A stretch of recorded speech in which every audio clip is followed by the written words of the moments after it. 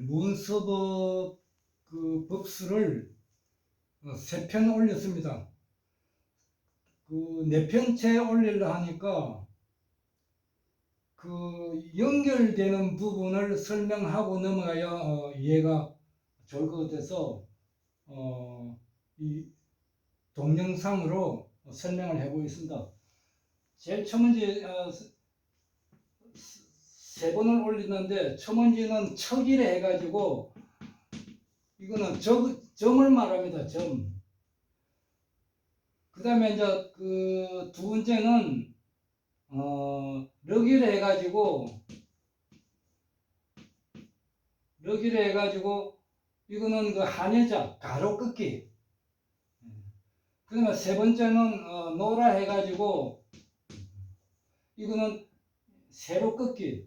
이 세 가지를 올렸는데 그 다음에 이 연결되는 부분을 어떻게 법수가 들어가고 어떻게 쓰는가 이것을 설명해야만 다음 네 번째 진도에 있어서 이해가 될 것 같아 가지고 이 시간을 마련했습니다. 이 점이라는 것은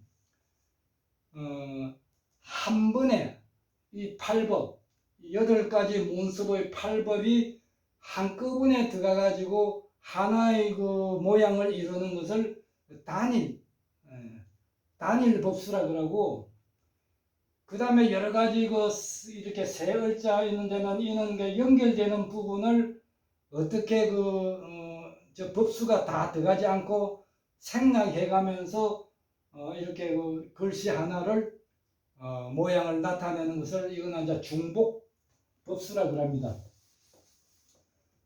그래서 척이라는 것은 점을 말하는데 역기, 육락, 돈산, 역행, 주루, 자침, 돈리, 재수 해가지고 이것은 이제 마늘 모양으로 길정자에 있어서 이것이 이제 마늘 모양이 나와야 되는 것이다. 이것이 이제 문서법의 8법을 다 이어가지고 하나의 점을 이루는 것입니다. 또 한일자도 보면은 역기, 육락, 돈산, 역행, 주루, 자침, 돈리, 재수 해가지고 이 8가지 이 8법을 다 법수가 들어가가지고 하나의 모양체를 이루는 것을 단일 법수라 이렇게 합니다. 그럼 오늘은 이 네 번째 법수가 들어가기 전에 이 중복되는 그 글씨에 있어서는 어떤 것이 들어가고 어떤 것이 생략되는가 이런 설명을 하고 다음 진도로 넘어가야 될 것 같아가지고 했습니다. 그래서 세 글자를 한번 가지고 설명을 해보겠습니다. 역기, 육락, 돈산, 역행, 주루, 좌침, 돈리, 다시 역행, 주루, 좌침, 돈리, 역행, 주루, 자침, 돈리, 재수 이렇게 문서법에는 8법이 들어가는 것입니다. 근데 일반 서예 학원이나 서예 동영상을 보니까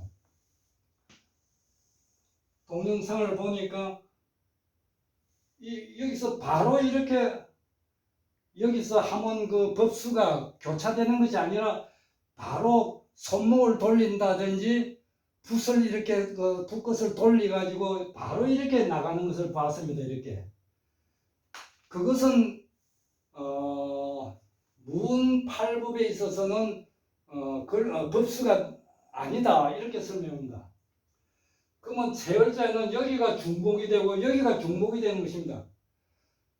이 붓을 돌린다든지 개치를 한다든지 손목을 돌리는 것은 글씨가 아닌 것입니다. 물론 이 팔법을 연마해 가지고 오랫도록 연습을 해가 능히 나면은 이 팔법이 다 필요 없는 것입니다.